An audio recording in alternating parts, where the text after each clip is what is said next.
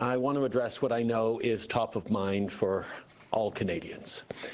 Yesterday, I spoke with President Trump, and I reiterated the facts. Our border is secure, and less than 1% of the illegal fentanyl entering the United States comes from Canada. Even so, we took action with our $1.3 billion plan to further strengthen our border.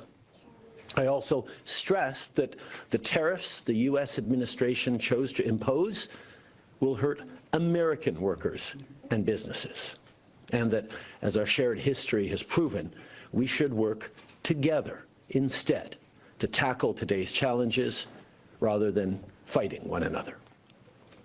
Canada's ministers, officials, and I will continue to engage with our American counterparts. Our goal remains to get these tariffs, all tariffs, removed. In the meantime, we'll be taking action to support Canadians through the tough times ahead.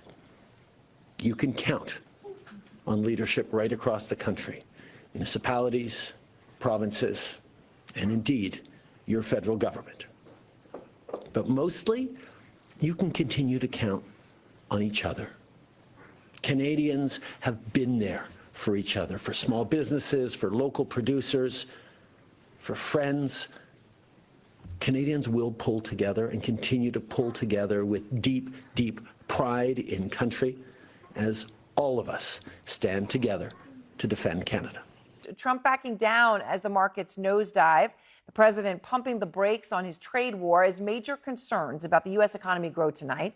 The Dow losing 428 points, right now on track for its worst week in 2 years. And the Nasdaq is now in correction territory. That means it's down 10% from its peak, 7% since Trump took office.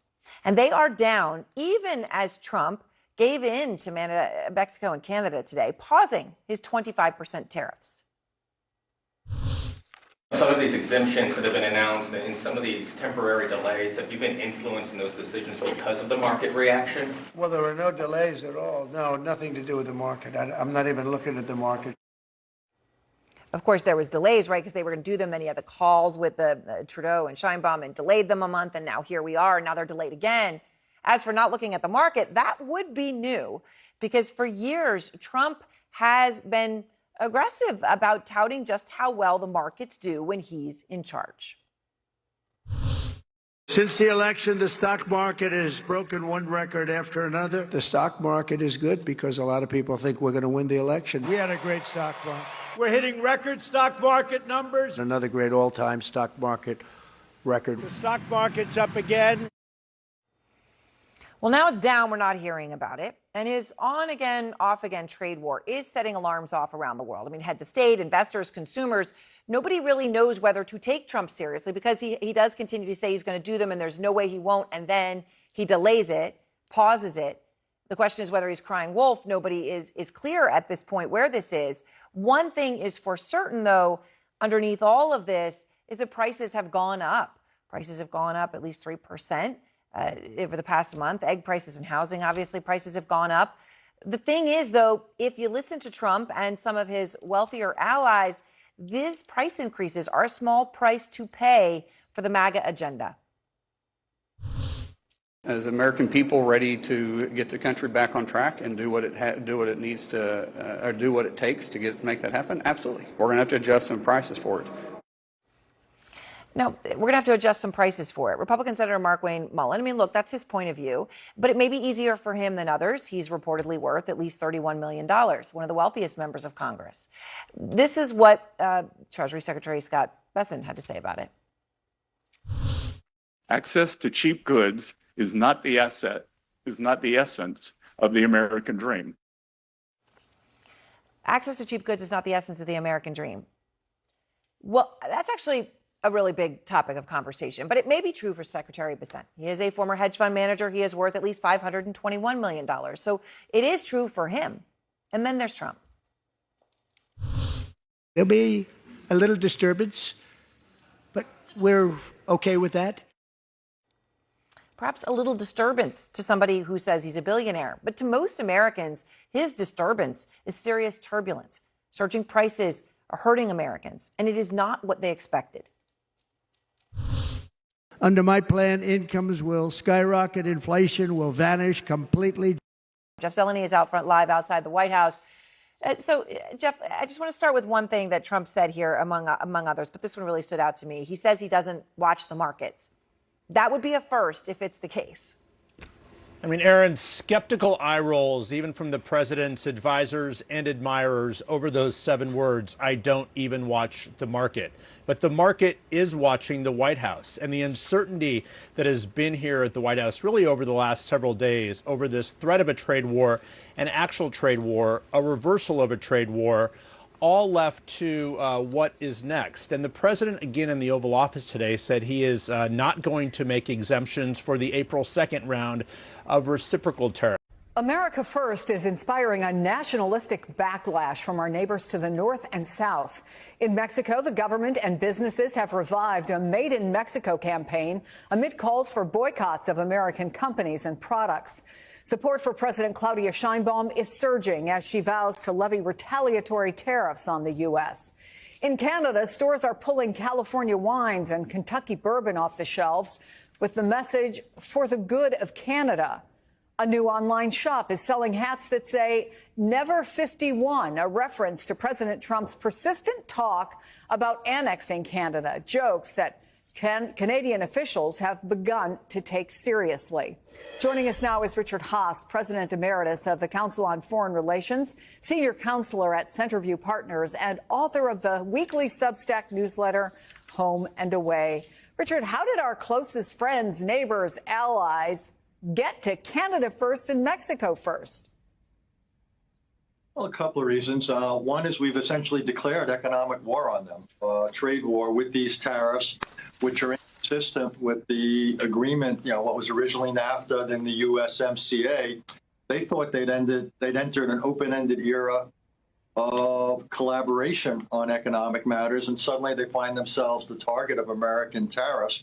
They are, deeply, deeply dependent on access to the American market, overwhelmingly dependent on it. So this is a real threat to their economic, existence, if you will, for the foreseeable future. Then I think the president's also ratcheted up. You talked about, Chris, the talk of the 51st state. There's been some supposedly exchanges, really confrontational between him and soon-to-be former Prime Minister Justin Trudeau, where the president's raised the possibility of redrawing some of the maps between the United States and Canada. Like other NATO countries, Canada is unhappy with American distancing in the security area. We could go on. And then Mexico, obviously, all the talk about going after cartels and so forth. That kind of extraterritorial American military involvement, shall we say, raises up some controversial pieces of history. So for all these reasons, our two of our 3 most important trading partners are essentially now increasingly defining themselves in opposition to us. Yeah, they are our most important, our biggest trading partners. We reported on the bourbon earlier this week. Now we're talking about wine being pulled from shelves. I mean, let's not kid ourselves. California was already having a rough time, parts of it with the wildfires. Now this. There's concern that it will expand to the tourist industry. There's been anecdotal reporting about people canceling trips. Canada and Mexico, by far, bring the most tourists into the United States. UK's third, and it's a distant third. So I know that the message has been kind of no pain, no gain, but is there a point beyond which the pain is disproportionate to the gain and it might be recognized by the administration? My sense is this is going to be one of those wars where there's no winners. Everyone's going to lose.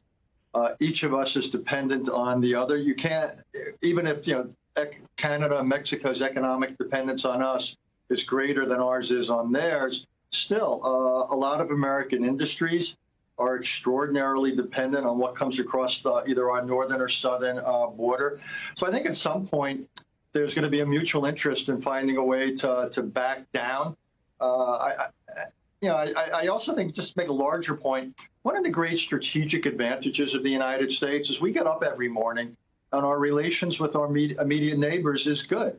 That has given us the luxury for centuries to focus on other parts of the world.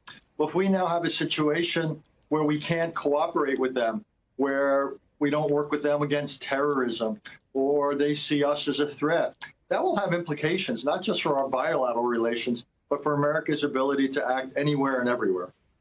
You know, after Trump imposed the tariffs first on Canada earlier this week, Prime Minister Trudeau had a rather extraordinary assessment of what he thinks Donald Trump wants. Here it is. One thing he has said repeatedly, that what he wants is to see a total collapse of the Canadian economy, because that'll make it easier to annex us, is the second half of his thought. Now, first of all, that's never going to happen. We will never be the 51st state. Well, the New York Times is reporting Trump told Trudeau he didn't believe that the treaty that demarcates the border between the two countries was valid. That's according to 4 people with firsthand knowledge of the conversation. Canadian officials seem to be now legitimately worried that Trump is serious about this 51st state thing. Is there a dispute about our border that we're unaware of? No, there's no dispute there, but we've generated it as an issue as part of a larger pattern in foreign policy. We've seen it with the challenge or threat to Panama's control of the canal, even though they had done nothing to deserve it. We see all the talk of Greenland, even though Denmark's been one of the most stalwart supporters of the United States in NATO, the threat to Canada and so forth. One of the ironies of this in the short run, it's totally upended Canadian politics. 6 weeks ago, the Conservative Party candidate was more than 25 points ahead in the polls against either Justin Trudeau or anybody else from the Liberal Party. Guess what? Now the 2 people who want to succeed Justin Trudeau in the Liberal Party are ahead of the polls, ahead of their Conservative challenger. It's a good lesson that we're not the only country that feels nationalism. If we bully too much, if we push too hard, others will push back. Okay, this order, it's a wonderful order. It's a beautiful order. This order is pulling American booze off the Liquor Mart shelves.